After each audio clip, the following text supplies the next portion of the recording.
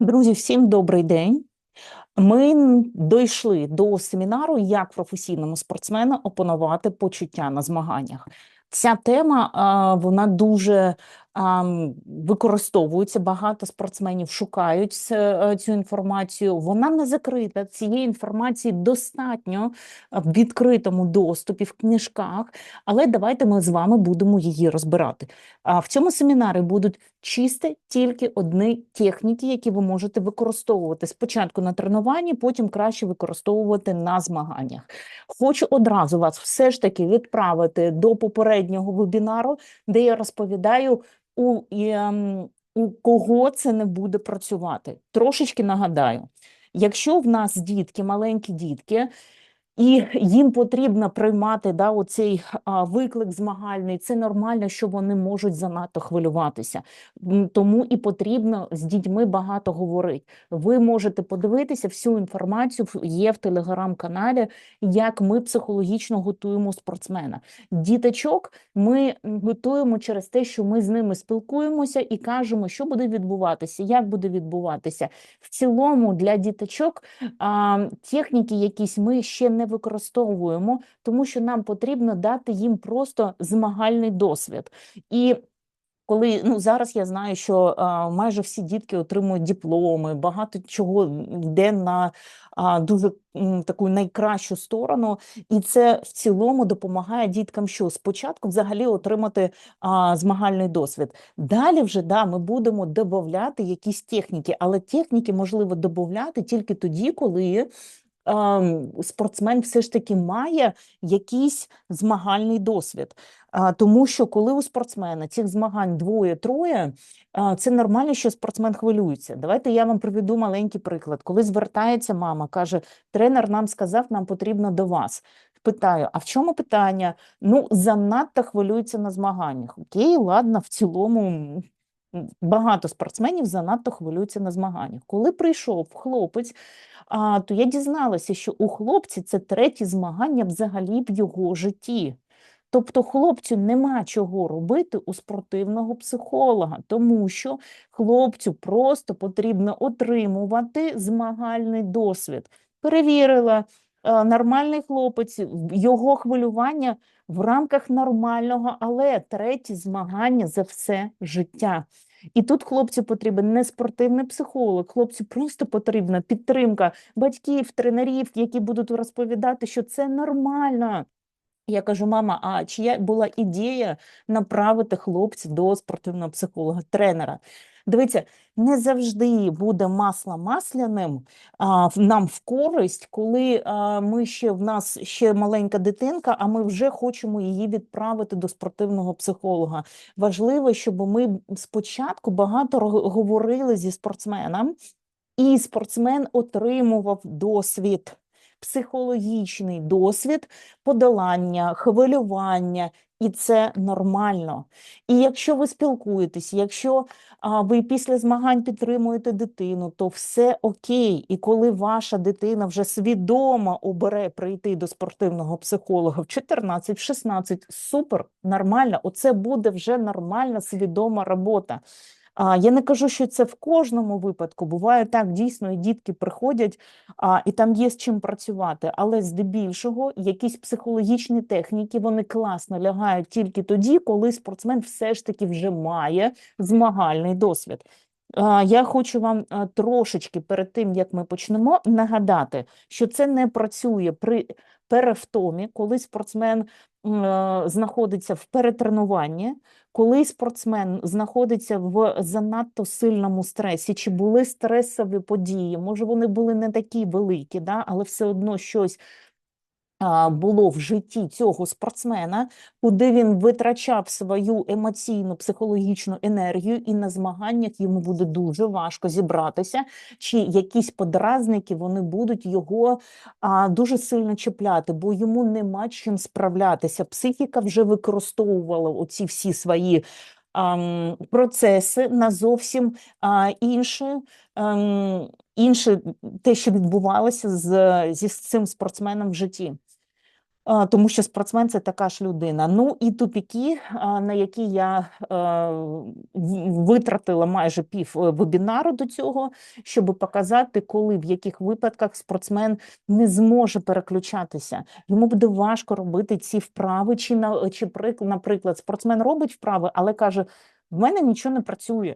Ну не працює в мене. І от тоді потрібно вже копати глибше, розбирати, досліджувати спортсмена, що з ним відбувається, що психологічні техніки з ним не працюють. Ви це можете подивитися в попередньому вебінарі. А зараз поїхали. Хто зі мною не знайомий, я психолог, психотерапевт в методі транзактного аналізу. В минулому я займалася професійно спортом. Зараз я працюю як спортивний психолог і як психотерапевт з людьми, які не спортсмени. Поїхали. Як професійному спортсмену опанувати почуття на змаганнях? Емоції – це частина змагань, але справжні чемпіони вміють ними керувати. Використовуючи різні психологічні техніки, можна навчитися контролювати свій стан навіть у дуже таких моментах, які важкі, психологічно важкі для спортсменів. Чому? Тому що, наприклад, на Олімпійських іграх, на відбіркових змаганнях, на змаганнях, які дуже-дуже важливі для спортсмена, емоції будуть зашкалювати. Особливо, коли ми маємо ще різних суперників чи різну команду, які можуть також дратувати, виводити спортсмена на емоції і багато чого робити. Тому так важливо, щоб спортсмен мав здібності опанувати свої почуття. Це все тренується, це не відбувається в одну мить. Це не може відбуватися, бо спочатку, щоб опанувати свої почуття, важливо розуміти, з чим я працюю. Буває так, що спортсмени приходять на консультацію, вони не розуміють. Це нормально, це окей. От для цього і потрібен психолог, щоб він навчив спортсмена розбирати. Це і називається емоційний інтелект. Якщо ви маєте якісь книжки по емоційному інтелекту, супер, читайте їх, дивіться, оце яке почуття, а що я зараз відчуваю, а що зі мною відбувається.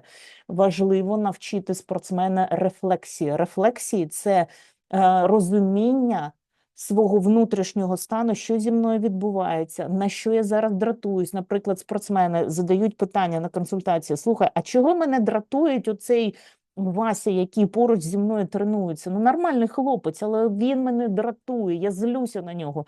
Класно, супер, ми це розбираємо. Це також рефлексія, ми розбираємо. І оказується, що цей Вася став приходити першим, виконує багато чого, починає конкурувати. Тобто мого клієнта задіває, що цей Вася почав багато працювати, і цей Вася може стати краще за мого клієнта. Спортсмен амбітний, і його це задіває. О, супер, ми подивилися.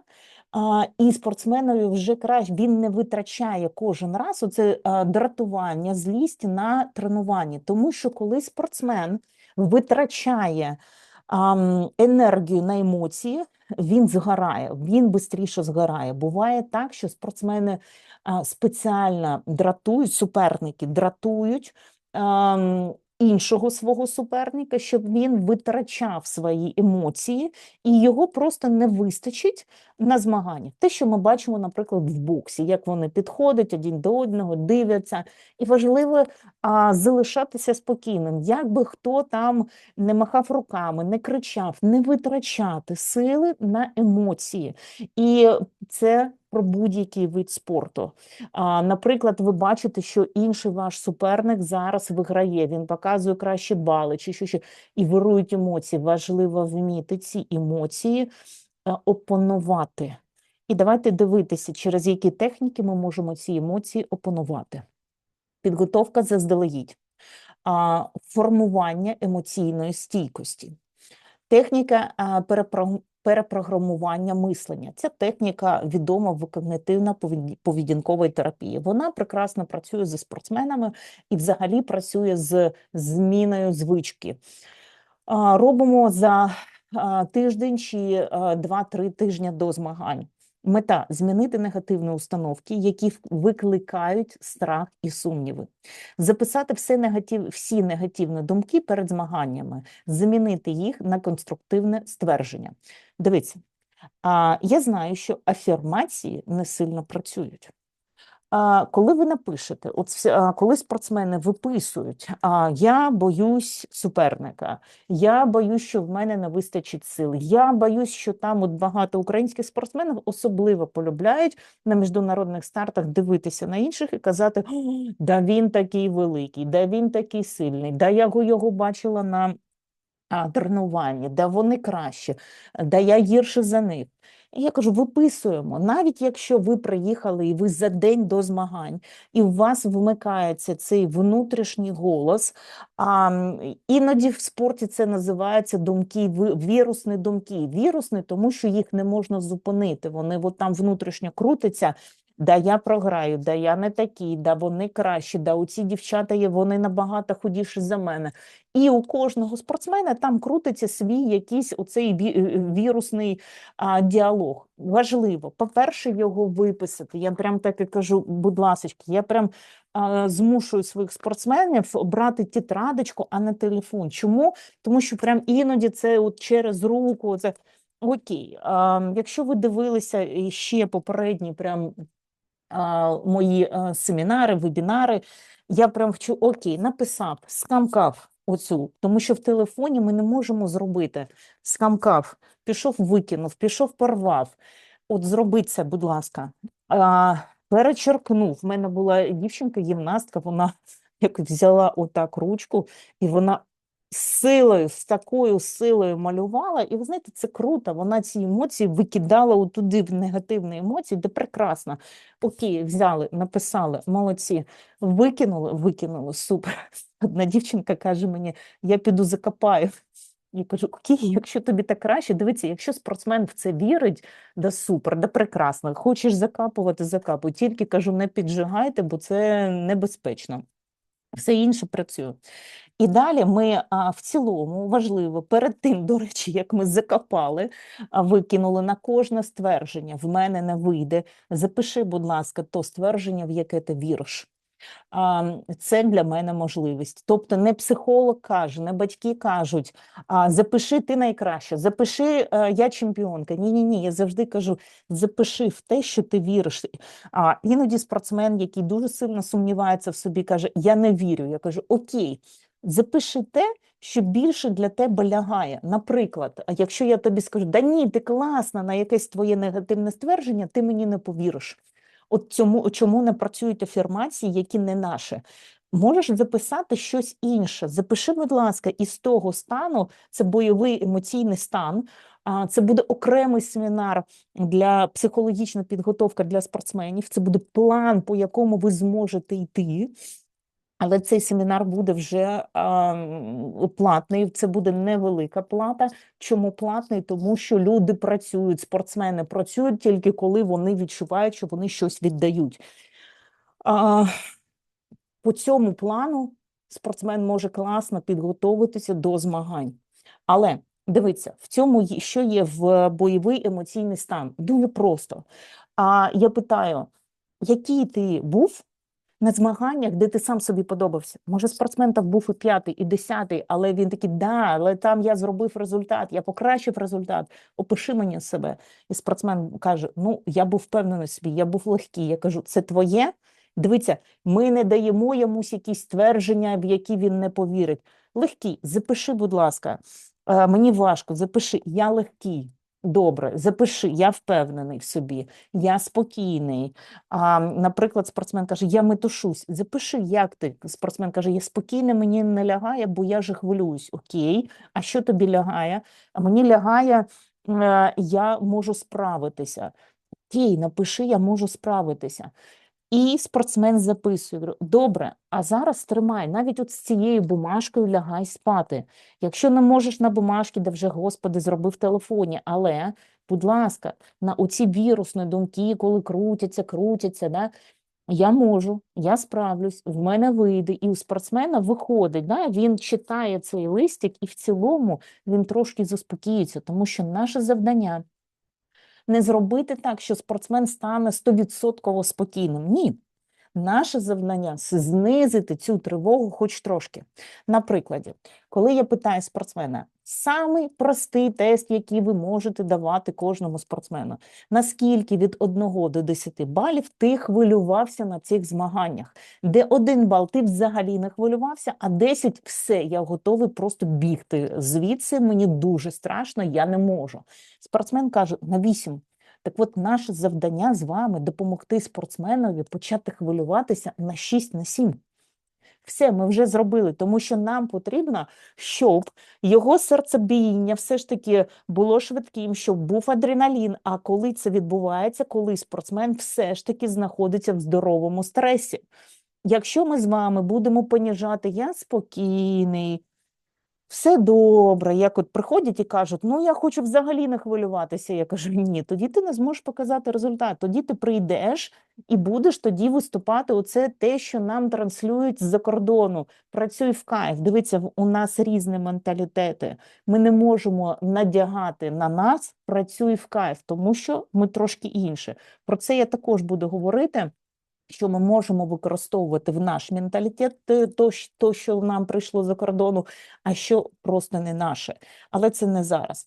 Так от дивіться, коли спортсмен починає хвилюватися на 6 балів, супер, все, супер, все прекрасно, йдемо далі. Тому попросіть спортсмена записати, ви можете всі разом зробити це за день навіть до змагань. Не обов'язково це робити за 2 тижні, за 3 тижні, тому що за 2-3 тижні може бути таке, спортсмен каже, та нормально, я зараз взагалі мені все окей. Можете за день це записати, з вечора, за 2, як вам буде в цілому для вас корисно і щоб вам це було дуже удобно. Далі, техніка переключення. Ми вчимось перемикати свої стани. Завжди я вчу всіх спортсменів, да, це техніка з транзактного аналізу, не буде лекцій по транзактному аналізу, але я вчу якимось маленьким азам для цієї рефлексії, розуміння. Коли в нас багато емоцій, ми знаходимося в дитячому стані. В транзактному аналізі, я думаю, хтось з вас все ж таки чув про дитину, про дорослий стан і про батьківський стан. Так от, коли ми занадто багато в емоціях, в страхах, в переживаннях, ми знаходимося здебільшого в такому дитячому стані. І коли вирують емоції, почуття, там нема логіки. Чому спортсмени роблять маленькі дрібні помилки? Такі дрібні, які тренер іноді каже, я не розумію, що відбувається. Тому що на емоціях в нас не працює когнитивний мозок, тобто на емоціях дуже мало дорослого стану. Логіка, контроль, аналіз. Давайте так, ви бачили у діток логіку, контроль, аналіз? Ні. Ну, саме тому, що просто ще тільки к 12 рокам в нас є когнитивні наші здібності, вони вибудовуються, мозок формується. Так от в емоціях ми втратили спортсмена, який... Іноді спортсмени кажуть, я не знаю, я не знаю, що зі мною було. Я прийшов до тебе, щоб розібратися, що зі мною було. А спортсмен занадто був в дитячому стані, тому він навіть іноді може не пам'ятати. Логіки нема, аналізу нема, контролю нема. Я не пам'ятаю. Іноді спортсмени кажуть, я просто бігав по полю, я нічого не відчував, не тіла, я нічого, моя голова була пуста, чи я весь час метушився. Оце занадто знаходиться спортсмен в дитячому стані. В цілому тут вже потрібно мати навички саме тренеру, коли він помічає, що його спортсмен просто не тут і не зараз. Тут і зараз це саме дорослий стан, коли ми кажемо, подивись на мене, ти чуєш мене, і спортсмен десь там далеко, все, він в дитячому стані. Коли вирують почуття, такі спортсмени, вони просто все роблять на автоматі. В стресі ми і так здебільшого робимо все на автоматі, але вони ще більше все роблять на автоматі і, звісно, щось забувають. Дівчинка-синхроністка, яка працювала в групі, в них змагання було в групі, вона забула на якусь мить якийсь рух. Вона каже, я не розумію, що сталося. Вона дуже сильно перехвилювалася до змагань. І, звісно, когнитивна цепочка щось просто випала. І, звісно, було багато потім критики з боку інших дівчат, з боку тренера, і було багато стида, провини. Ми робили ну, консультацій мінімум 5 тільки відпрацювати те, що відбулося, тому що змагання були на дуже високому рівні, і це проживається боляче, дійсно боляче. Яка техніка? Якщо ви відчуваєте паніку, запитайте себе, да? Завдання воно в емоціях. Я зараз, тобто, це вибачте, я дуже трошки поспішаю, зараз буду гальмувати себе. Важливо, що важливо спочатку проговорити стан. Так, ти зараз хвилюєшся. Іноді я спортсменові так і кажу: скажи, будь ласка, про себе, я зараз хвилююсь. Я зараз дуже сильно хвилююсь, але це не означає, що все погано, всі хвилюються. Але я можу рухатися далі. Оце важливо спочатку себе перевести. Дивіться, це вже більш логічний стан. Я так спортсменів своїх і вчу. Будь ласка, так і скажи: я контролюю свої емоції. Навіть коли тебе трусить, ти проговорюєш внутрішньо, ніхто цього не побачить. Ти машеш руками, ти на розмінці, ти так і кажеш: мене зараз трусить. Тобто ти описуєш свій стан, сам собі описуєш свій стан. Мене зараз трусить. Мені капець як страшно, це жесть, але я контролюю свої почуття. Дивіться, ми перемикаємо спортсмена із дорослого стану, вибачте, із дитячого стану в дорослий. Це в цілому техніка, вона легка. Проговоріть свій стан про себе. Якщо ви можете його проговорити тренеру, батькам, комусь іншому, це круто. Якщо здебільшого спортсмени не можуть, тому що вони натикаються на критику чи незнання батьків, незнання тренерів, як себе вести під час змагань. Вони не погані, не батьки, не тренера. І тренера, і батьки, вони хочуть також, щоб їх дитина показала результат.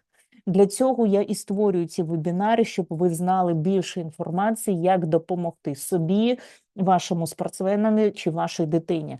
Краще це обговорювати об когось, але буває так, що цієї людини немає. Я завжди вчу своїх спортсменів бути автономними. Чому автономними? Від психолога, від тренера, від батьків. Чому? Тому що його можуть взяти на змагання, але не взяти більше нікого. Буде головний тренер, буде тренер когось іншого і все. І тоді спортсмен не зможе підійти. Тому я тих спортсменів, з ким працюю, я вчу поступово ставати автономними від всіх.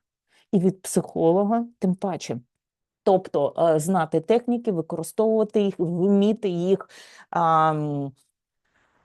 використати саме там, де потрібно. Тому оця техніка, вона дуже проста. Вона говорить про те, що спортсменові потрібно махати руками, краще стати ровненько, просто ровно, випрямити спинку. Я завжди кажу: спробуйте понитися отак от, головку високо, в мене все погано. Ні, ви не зможете. Головку високо, щось крутити ручками, щось, і внутрішній діалог: капець, мені як страшно. Я хвилююся, все зашкалюю, але я контролюю. Для чого? Коли ви кажете з прямою спинкою, шийкою, я контролюю, хоча вас трусе, ви переводите себе в дорослий стан. І тоді когнитивні навички у вас сохранні.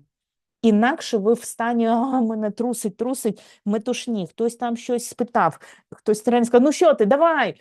А спортсмен в такому стані, хоча тренер нічого поганого взагалі не мав на увазі. Отут випрямляємося, я контролюю, далі прибавляємо дихання, чи навіть просто це робимо, і ви вже змінили стан. Ви змінили стан з дитини на більш дорослий, тому що дорослий стан – це нормально. Наприклад, людина потрапила кудись, я не знаю, в якусь ситуацію. Що важливо, наприклад, от сьогодні їхала до залу, 3 чи 4 аварії бачила, був дощ, прям, що люди, хтось ходить метушить, хтось більш спокійний. Важливо, да, признавати, капець ситуація, Але зараз ми справимося. Що все, ми перейшли в дорослий стан. Чи та як так могло бути? Да що ж сталося? Да зараз чекати поліцію. То все, це дитячий стан, ніякої логіки нема. Фокус уваги перейшов із дорослого в критичне мислення, і замість «я хвилююсь» можна додати «я готовий діяти». Мені страшно, всі мої суперники краще за мене. Змінюємо. З чого я вирішила, що мої суперники краще за мене? Я сама спробую і далі побачимо. Ви переводите цією одною фразою ви переводите себе в дорослий стан. Далі, метод прогресивного м'язового розслаблення. Коли ви відчуваєте, що вам дуже прям, важко, чи навпаки, іноді буває так, що ваш спортсмен млявливий, він ніякий, то оця техніка дуже класно працює. Коли ви робите, ви встаєте, ви бачите, як на картинці, ви можете сильно напрячь своє тіло, сильно, от прям ще більше. Нам потрібно акумулювати цю тривогу. Наприклад, спортсмен, він зробив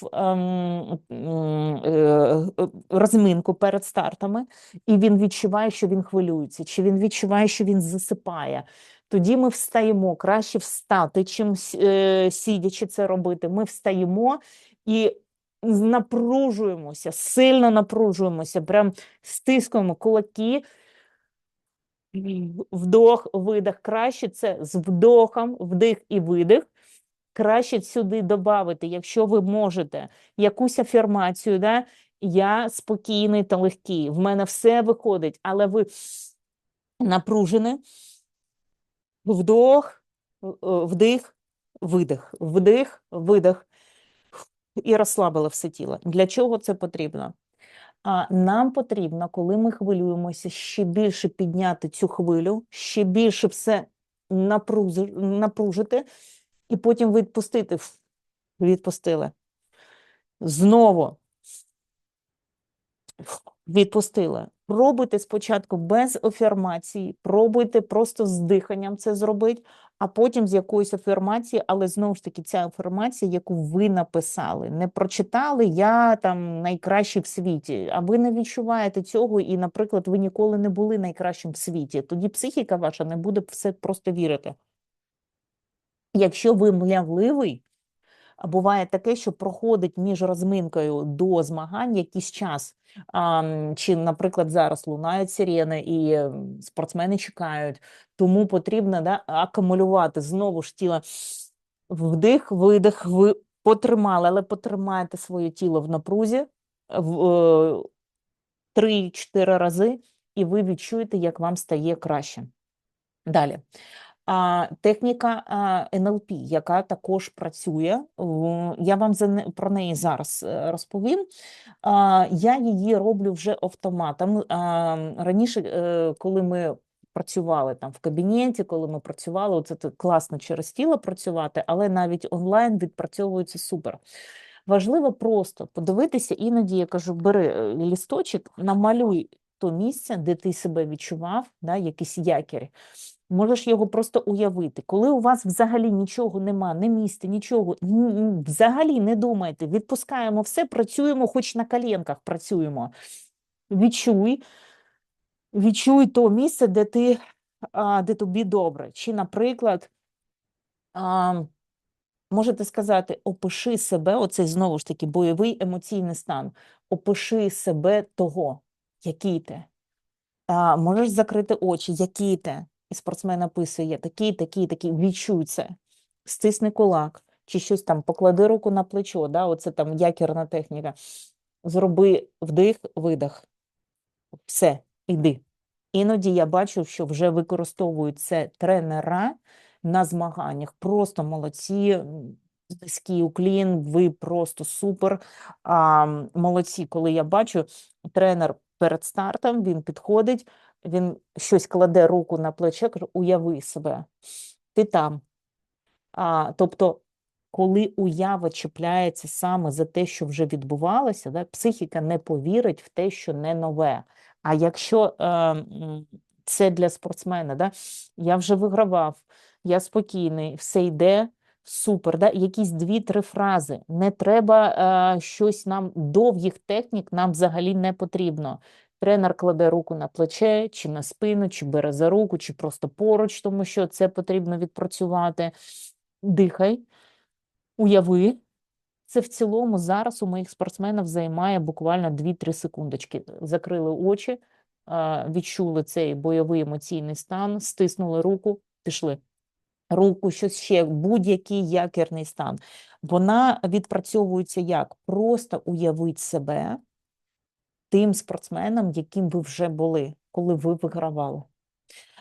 Да, може що бути? Вмикатися, сумнів, вмикатися, ну, тоді я був готовий, а зараз ні, а зараз я хворів, а зараз, і отут важливо, стоп, зупинись, да, сам собі, стоп. Я просто уявляю. Вам потрібно на це 5-10 секунд. Не потрібно сідати в медитацію, щось ще, просто уяви. Навіть якщо цей голос внутрішній, я так і кажу спортсменові, ви слухали, як іде якась медитація. Що кажуть всі медитацію? Якщо ваш внутрішній голос щось вам говорить, це нормально, ви все одно розслабляєтесь, от те ж саме кажу, що би внутрішньо ви не казали собі, а може не вийде, а може уяви цей стан. Стисни кулак, чи щось зроби, чи все, що хочеш, да? Це твій рух буде. Вдих, видих, пішов. Пішов, все, пішов. Неважливо в тебе там хвилювання, не хвилювання, пішов вперед, ти можеш. Оцю техніку краще відпрацьовувати заздалегідь. Далі. Якщо ваш спортсмен, ви бачите, що він ну, дуже хвилюється, наступна техніка, вона про те, що важливо спортсмена вивести із цього стану. В цілому, знову ж таки, вивести, якщо говорити мовою транзактного аналізу, вивести з дитячого стану. Як це виводиться? Зосередься на 5 речах. І свідоме дихання. Свідоме дихання – це улюблена вправа тенісіста Джоковича, я думаю, ви всі про нього чули, яку він достатньо часу відпрацьовував. Тобто свідоме дихання, коли через дихання ми можемо сповільнити таку сильну тривогу. Дивіться, тіло впливає на психіку, тілесні прояви, і психіка впливає на тіло. Це таке замкнуте, гарне, класне коло. Коли ви через дихання ви можете стабілізувати свою психіку. Якщо людину прям от не може людина, ну нічого не допомагає, я завжди спортсменові кажу, що зараз просто дихаємо і опиши мені 5 предметів. Знову ж таки, я спортсменів вчу цим технікам робити без мене. Коли спортсмен, наприклад, відчуває, що ну капець трусить, він просто очами дивиться, от, наприклад, да, я дивлюсь, я так і кажу, біла кружка, комп'ютер, ручка, краще назвати колір. Просто 5 речей. Для чого? Щоб переключити спортсмена. Іноді буває, знову ж таки, самі тренера це роблять. Коли бачать, що спортсмен взагалі не тут, не зараз, вони підходять, кажуть, дивись на мене, заспокійся, опиши мені, що навколо тебе. І спортсмен такий, стіна, яка стіна? Біла. Полотенце, добре, там, рушничок. Що і ви перемикаєте спортсмена, ви перемикаєте його з його стану. В цілому це іноді класно, коли у спортсмена внутрішньо йде дуже негативний діалог. Його діалог негативний. Я програю, в мене не виходить, в мене що. Отут класно підключати просто дихання, дихати якомога глибше. Перемикати на щось стіл, стул, рушник, 5 предметів і знову повертається.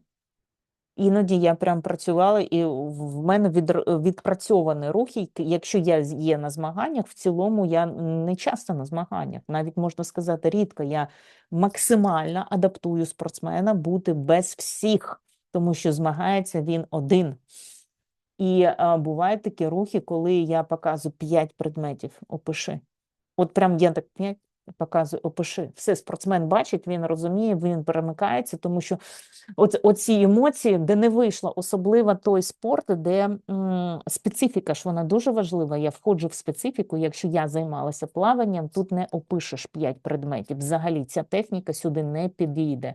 Якщо в нас є, наприклад, я зараз працюю, в мене контракт з трибунами у воду. Вони один раз пригнули, далі вони готуються, вони можуть подивитися, а в кого інші бали. І цей час він іноді буває, да, проміжок між одним прыжком до іншого, вони чекають. І от в цей час спортсмен може падати. Знову ж таки, важливо розуміти, який від спорту, і під цей від спорту підбирати тільки свої техніки. Всі ці техніки, які я зараз розбираю, вам не потрібно робити все. Ви мене чуєте, думаєте, Боже, як мені це опанувати? Що вона мені тут дала? Оберіть одну техніку. Підберіть її під свій вид спорту, тому що це загальна інформація. У кожного виду спорту, наприклад, гребля, да, все, погреблі і погребли. Далі ігрові види спорту, там взагалі перемикати. Оце все не підійде. Зараз я покажу, що буде далі в ігрових видах спорту. Вам потрібно подивитися, можете ці слайди передивитися і обрати якусь одну техніку, її пробувати працювати з нею. Пробувати працювати. Наприклад, вправа Джоковича тільки одна – усвідомлення дихання. Вона, до речі, класно працює, коли я плавала марафон, в мене це працювало. Коли, тут вже 5 предметів не опишеш, тут вже не зробиш якісь рухи НЛП чи щось таке. Тут вже є тільки одне – внутрішнє, да? Контролюєш, усвідомлюєш, да, свої думки, свої почуття, але це важко, бо ти ж працюєш, ти ж пашеш, в цей час це ж тобі не рефлексія в кабінеті психолога. І от тоді я використовувала просто дихання, коли я розуміла, що, наприклад, коли я плила в Китаї, в нас був чемпіонат світу, 25 кілометрів, і там вода була 33 градуси. Це неймовірно жарко, неймовірно. І швидкість дівчат, з якою ми це плили, вона зашкалювала. Коли ми проплили 3 кілометри, по-перше, весь красний, хочеться весь час пити. Ти ж не можеш весь час пити. Це потрібно підплисти до цього майданчика, де стоять тренера з водою, електролітами, енергетиками. І це ж, це одно коло було на, по-моєму, чи на 2,5, чи більше.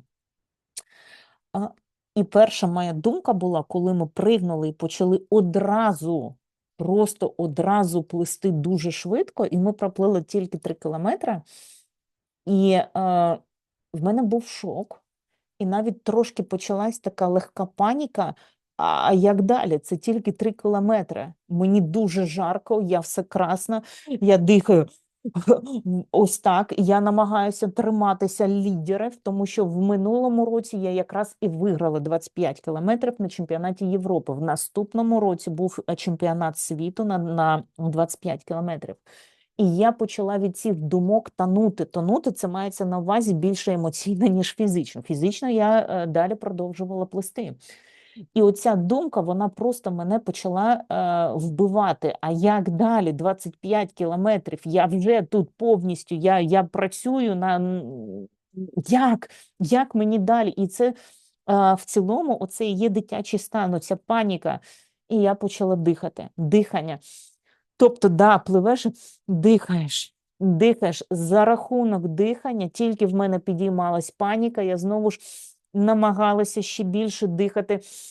Оце усвідомлення дихання, воно дуже класно підходить от якраз для таких гребля, плавання, теніс, отакі види спорту, дихання. Тому що коли це в нас є футбол, баскетбол, там інші техніки потрібні, там дуже все швидко, там не буде дихай. Ну і повірте, дихання, да, коли це все швидко, але все одно це дихання, воно стабілізувало мій емоційний стан. На жаль, тоді я трошечки програла 3-му місцю, і це неймовірно боляче. Я не ридала, але я була в такому шоці, бо Ми віддалися. Я думаю, це був самий найважчий мій заплив взагалі в моїй кар'єрі. Я віддалася повністю. Ми плили так, такої швидкості, мабуть, не було на чемпіонаті Європи. Такої швидкості в моєму житті ніколи не було. І я вважаю, що ці дівчата, які були перша, друга, третя, вони монстри, вони неймовірні, вони крутяшки. Бо в такій воді 33 градуси це дуже важко плисти. В цілому нормальний градус це 23 для плавця, 23-24 для відкритої води. Це ось супер. І ми показували таку швидкість, ми тримали таку швидкість. На жаль, я програла. Я була четверта. Не так багато я програла, але я запам'ятала на все життя, як оцю паничну, да, таку. Це не панична атака, це невірно буде назвати, це зовсім не так, але як ці емоції я стабілізувала за рахунок дихання. Тому давайте так. Ваше завдання просто взяти і почати опановувати хоч якусь техніку. І ви побачите, щось вам допоможе, щось не допоможе. Щось ви подивитесь і скажете, о, це взагалі не для мене. Але якщо ви не будете щось робити, то воно буде якось йти. Да? Коли в гарному стані ви підійшли, ви будете класно виступати. Коли не в гарному, знаєте, це як трошечки на самотьок викинути, якось піде. Тому краще все ж таки спробуйте ці вправи, щось, ви оберіть одну і почніть робити тільки одну вправу. Далі, у момент змагань. Контроль емоцій під час виступу. Отут і є якраз дихання, коли ми дихаємо, прямо у момент змагань, коли ви чи перед змаганнями, чи що, ви робите дихання, це може бути техніка 4-7-8, це може бути просто глибоке дихання. Коли ви робите на 4, це внутрішньо, 1, 2, 3, 4, на 4 ви робите вдих, затримка, ви рахуєте і видих. Но у спортсменів нема цього часу рахувати, щось таке. Ці такі техніки, вони, коли людина потрапила в якийсь там стресову ситуацію, в неї є час рахувати. Спортсмену головне просто за рахунок цього дихання, це усвідомлене дихання, коли іноді спортсмен просто внутрішньо представляє, як його тривога уходить. Він стабілізує свій стан за рахунок дихання. Ви можете подивитися інтерв'ю великих спортсменів, вони зараз багато кажуть про усвідомлення дихання. Ця техніка швидко стабілізує емоційний стан, фокус на процес, а не на результат. Важливо, щоб коли ви хвилюєтесь, ви відвели свій фокус від результату, тому що коли ми внутрішньо собі кажемо, повинен бути результат, ми починаємо ще більше хвилюватися. Внутрішньо, от коли, наприклад, я плила, я просто собі казала, просто роби все, що можеш. В нас і був завжди план з моїм тренером.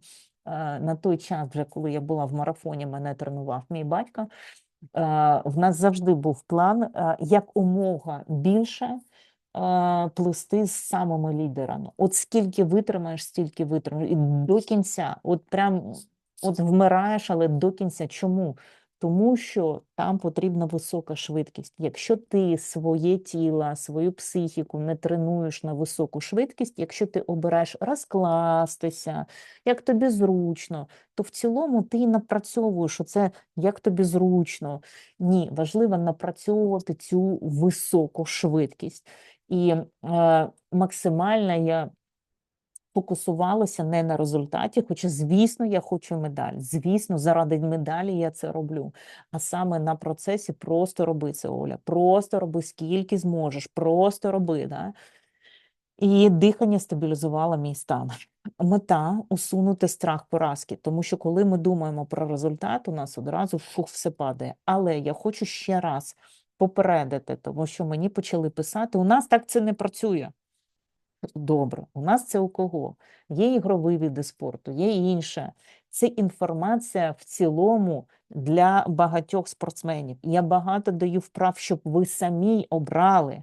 Якщо це буде, наприклад, каже тренер, нам потрібен семінар для баскетболістів, супер, от тоді ми занурюємося в вашу галузь і тоді під вас пишемо програму. Будь-який спортивний психолог, якого б ви не найняли в цьому тренінгу. А ці вправи, вони загальні, якась вправа все ж таки до вас підійде. І якщо вам не супер фокусуватися на процесі, вам навпаки важливо фокусуватися на результаті, робить. Ніхто тут не каже про те, що тільки так і ніяк інакше. Ви можете модифікувати це під себе, робити це під себе. Головне, що навіть не те, що там ми фокусуємося на процес чи на результат. Головне, щоб спортсмен внутрішньо не згорав, щоб це допомагало спортсмену. Якщо, наприклад, мені тренер каже, а мені головне результат, супер, я розумію вас, але давайте спитаємо у спортсмена, як, від чого він більше згорає. Наше завдання зробити так, щоб цей процес привів до результату. Це завдання всіх, і тренера, і спортсмена, і всіх. Але нам потрібно внутрішній процес зробити такий, щоб спортсмен опановував його, щоб психіка не витрачала сили на оцей внутрішній вибух, на який також потрібно емоційно стабілізуватися спортсменові, щоб він не уходив нам в емоції. Тому подивіться на ці техніки і зробіть, як вам краще. Далі.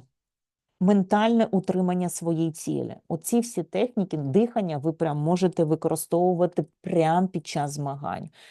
Ментальне утримання цілі також це використовується під час змагань. У вас були техніки, які до змагань, техніки, які насамперед ви використовуєте вже під час змагань, наприклад, на тренуванні, перед тим, як ви виходите виступати. Да? От саме починається з цього. До змагань за день, за два, за тиждень, на розминці. І от зараз ці техніки саме під час того, коли ви виступаєте. Дихання, ви можете це робити. Навіть якщо ви бігаєте, ви щось робите, спортсмен це ментально він розуміє, як йому диханням собі допомогти. Ментальне утримання цілі. Також дуже класна техніка. Це коли ментально повертаєш себе до того, що ти хочеш. Дивіться, коли приходить спортсмен на консультацію, я питаю, а яка взагалі твоя мета? Чи яка твоя мрія? І спортсмен, наприклад, каже, да? Щось каже. Я хочу стати олімпійським чемпіоном. Супер. Але я завжди шукаю, що є вище за цієї мети. Тут да, там, помалюю його ціль. Наприклад, в колі я малюю ціль. І отут я кажу, а що вище? Заради чого вона тобі потрібна? Що ти отримаєш ось тут, коли ти будеш олімпійським чемпіоном? І спортсмен, наприклад, каже, я отримаю квартиру, я отримаю те, що я буду знаменитий, і що? Я кажу, а можеш це, як це в почуттях? Навіщо це тобі? В цілому квартиру, якщо ти розумний, рано чи пізно ти купиш.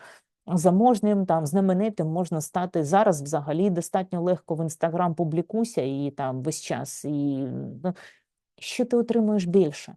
І коли спортсмен, да, ми прям якийсь час на це беремо, і коли спортсмен навіть на відчуттях розуміє, да, я хочу цього, я от хочу, ми прям ще робимо, да, а що вище є за цю ціль, що ти отримаєш? І от я завжди кажу, чіпляйтеся за це, чіпляйтеся. Чому? Оце і є ментальне утримання цілі. Це не просто ментальне утримання, я перший. Ні. Ментальне утримання, я хочу цього, це моє. Іноді спортсмен каже, я не відпущу це моє. І я кажу, чіпляйся за це. Чому? Тому що буває так важко, що спортсмен внутрішньо каже, так боляче буває, повірте. Чи з травмою виступаєш, чи тобі потрібно терпіти цю біль, там багато чого. І внутрішньо це ж людина не залізна. Іноді буває, да я вже не хочу цю медаль, да мені вже не потрібно, мені так важко.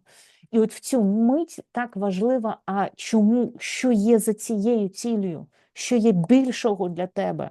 на це потрібен час. Чому я і кажу, відпрацьовуйте ці техніки заздалегідь. Мені було цікаво, скільки я витримаю. А скільки я витримаю, да, було боляче плести, все болить, все. Але мені було цікаво, а що стоїть за цим. А як далі, коли проходиш ці мертві точки? А що там далі? Навіщо мені терпіти ці мертві точки? Повірте, медаль не буде, коли спортсмену боляче, погано, він хворий, він травмований, в нього мертві точки. Йому ця медаль вже буде не потрібна. Йому буде потрібно, я хочу додому, не чіпайте мене. Все, мені погано. І от тут я завжди спортсменів вчу, чи тримати ментальну ціль. Іноді я собі, ми прям відпрацьовуємо, яке це може бути, да? Який це вигляд має. Животного, якесь знаєте, зараз в ІІ роблять такі класні, і там, як кожна країна виглядає в виді животного, в виді машини. Я завжди пишу, що це може бути, і тримай це ментально. Тобто, коли спортсмен змагається, йому важко, він прям ментально тримає цю ціль, тримає її. Я думаю, ви бачили такі картинки, мотивація, зовнішня мотивація, от впереді морковка. От воно трошки похоже на це. Тримай це і терпі боль. Змагайся, виривай, жги, роби все, да? От роби все заради цього. І коли спортсмен ментально, це тунельне мислення, прям тримає, йому важко, а він тримає, то його результат буде набагато вищий. Я не знаю, буде чи ні він перший, але 100% він не розпадеться, 100% він внутрішньо не скаже, все, я більше не можу. І потім просто буде до себе таке почуття, що я здав. Я здав. Кожен спортсмен знає, наскільки він віддався. Кожен. Тому опишіть себе того, хто вже досяг. Створіть цю картинку. Введіть цю в картинку. Неважливо, звір, машина, все, що хочете. Чи просто це відчуття. Тримайте це відчуття і терпіть. Тому що в спорті нам потрібно багато преодолювати, багато терпіти, багато превозмагати себе. Це прям техніки і одна, і інша, які використовують на змаганнях. Заздалегідь створений план з тренером чи спортивним психологом. Вправа 3 ключові точки. Коли все йде не так, коли емоції зашкалюють, ментально зупиниться на мить, це внутрішній процес. Спортсмен не може зупинитися. Він біжить, пливе, грає, все, що хочете. Та відпрацюйте миттєво 3 точки. Тобто, коли щось йде не так, важливо зробити, якщо у вас є час. Я знову ж таки показую, візьміть одну вправу, яка підійде під ваш вид спорту. Наприклад, художня гімнастика. Хвилина і 30 секунд. Чи стрибки у воду. Коли він стрибає, куди він подивиться? Нікуди. Ці техніки я даю для різних видів спорту, а ви вже можете взяти щось собі. Буває так, що, наприклад, з стрибків довжину. Не вийшов, щось вийшло, заступ. Хвилюються спортсмени. 3 відпрацьованих точки. Погляд на тренера, стиснути кулак чи щось інше. Це я просто вам наводжу такий приклад. Випрямити спину. Тобто ми дивимося, не вийшла перша спроба. Що? Внутрішньо все там падає. Ми такі... Можете матюкнутися нормально, але так, щоб вас не чули. Тому що за це в багатьох видах спорту дискваліфікують.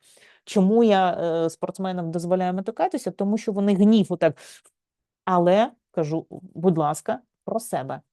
Ніхто не має вас чути, бо дійсно може бути дискваліфікація, ну і вас знімають на камеру, це також потрібно про це пам'ятати. Так от, 3 точки, які ми заздалегідь відпрацьовуємо, чи зі спортсменом, якщо тренер підтримуючий, то і з тренером. Погляд на тренера, спина, стиснутий кулак, чи іноді буває, знаєте, я показую, скинь це все. Нам потрібно зробити так, є техніка взмах, в НЛП ми з чоловіком іноді шутимо, я буває щось таке там, я полюбляю жартувати, щось таке, я йому кажу, техніка взмах, ти вже нічого не пам'ятаєш, що я тобі говорила, чи що я там накоїла.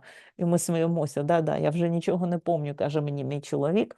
Дивіться, нам важливо максимально залишити те, що не вийшло, все в минулому. От воно тільки що не вийшло. Нам не потрібно зараз просто оце смакувати. Ви зрозуміли, яка була помилка, чи вам тренер показав, чи ви знаєте, що ага, все, мені потрібно і справити то-то, то-то. Але нам не потрібно смакувати те, що в мене не вийшло. І з-за цього от ми робимо ці 3 точки, ми скинули, ми прям можемо руками скинути, подивилися на тренера, чи що вам дає сили, ви самі відпрацьовуєте, які ці 3 точки. Що це для мене, що мені дає сили. Фух, скинули і готуєтесь до наступного прыжка, чи що у вас буде, да, який вид спорту. Не вийшло, йдемо далі. Нам потрібно це скинути. Помилку ми визнаємо, але визнаємо як факт, а не те, що ми зараз будемо смакувати і уходити в дитячий стан. В мене не вийшло, а раз зараз не вийшло, це означає, що і потім не вийде. О, ні-ні-ні, ми тут затопимося. Тому ці 3 точки, вони класно працюють. Далі, після змагань. Важливо, що також стабілізувати свій стан. Це дуже важливо. Ми робимо позитивний аналіз. Що би не було, ви знаєте, от цьому я вчила дуже. Я декілька років вчила моїх спортсменів. 3 роки я вчила. Вони казали: Оля, ну я все профукав. Це я так трошки красиво скажу. Чи щось ще? Я кажу: ні. Ні, ми робимо, дай мені, будь ласочка, 2-3 пункти, скинь мені на телефон, що вийшло. Хоч що, ти зробив якусь техніку, яку ти ніколи там не робив, але ти зрозумів, що щось вийшло. Техніку, я не знаю, там більше по спорту, психологічні техніки я прошу відпрацьовувати заздалегідь. Будь ласка, хоч щось. Чому ми так якорім? Не те, що в мене не вийшло, все погано. І тоді спортсмен, ми ж його стан психологічний вибудовуємо. Коли спортсмен тут погано, тут добре, його носить. У нас особистість, вона не стійка. І цій особистості 20, 25, 30, може, її носить. От зараз я гарно себе почуваю, все добре. От тут я не гарна, тренер щось не так сказав, погано. Мама, папа не підтримали, мені погано. От таке сонечко желейне, воно буде то виступати, то не виступати. Нам потрібно вибудовувати стабільну психологічну стійку особистість спортсмена. І для цього важливо після змагань прямо написати, що вийшло. В мене був баскетболіст, хлопець, він весь час дуже був в жертвеної позиції. Нічого я не зміг, нічого не вийшло, все погано. Я кажу: окей, добре, назови мені буквально 5 пунктів, що вийшло. Він такий: нічого. Я кажу: стоп. Ти свої труси, штани вдяг, шорти? Ну да. Ти міг не вийти? Міг. Ти в такому стані, мені жертвеному, міг взагалі обісратися в прямому сенсі. Я іноді прямо кажу зі спортсменами, сказати, що не то, що з'їв, і не вийти на змагання. Ти вийшов, молодець. Так ти якось опанував цей стан? Погано, непогано, опанував, молодець. Далі що? Ну я один раз там щось забив, дав пас, щось ще. Молодець, що ще? Дивіться, наше завдання перемикати фокус уваги з того, що не виходить, не виходить у всіх, помиляються всі, програють всі. Але питання, де здебільшого ваш фокус уваги? В тому, що в мене не виходить, і тоді я поставлю собі ще більшу планку, щоб я не помилявся, щоб я ще краще там був у фокусі уваги. Напевно, мені потрібно ще 105 консультацій з психологом. Ні, будь ласка, вибудовуйте себе. І тому після змагань, як би ви не виступили, помилки ви будете розбирати з тренером. Запишіть собі, що все ж таки вийшло. Хоч один рух. Я прийшов на змагання, а ви могли не прийти. Багато спортсменів хворіють, не приходять. І поступово ви переводите свою увагу.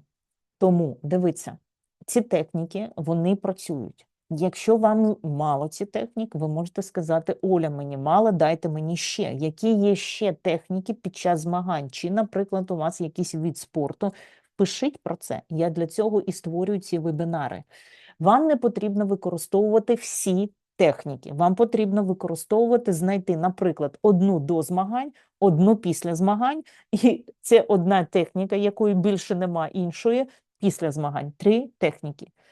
Соберіть, будь ласка, із цього вебінару, чи із чого, що ви вже використовуєте, із якоїсь книжки. Якщо вам мало, напишіть: Оля, потрібні ще техніки, пишіть це в Телеграм, і ми будемо давати ще. Але питання не 10, 20, 30 технік. Питання в тому, щоб ви знайшли одну до, одну під час змагань і одну після. Оце, що в мене вийшло. З тренером ви відпрацьовуєте помилки чи що ще, а психологічно ви вчитесь фокусувати себе на те, що в мене вийшло. Біч українського спорту – це внутрішній негативний діалог. В мене не вийшло, в мене щось так і не вийде, я не такий, як мої суперники. Біч – це негативний внутрішній діалог. І це також фокус уваги. А це жертвений стан. Людина в жертві не перемагає. Вона іноді то виграла, то програла, то ще. А наше завдання – будувати стійку особистість. Тому рухаємося, працюємо. Якщо вам чогось не вистачає, пишіть в Телеграм-каналі і йдемо далі. Успіхів вам!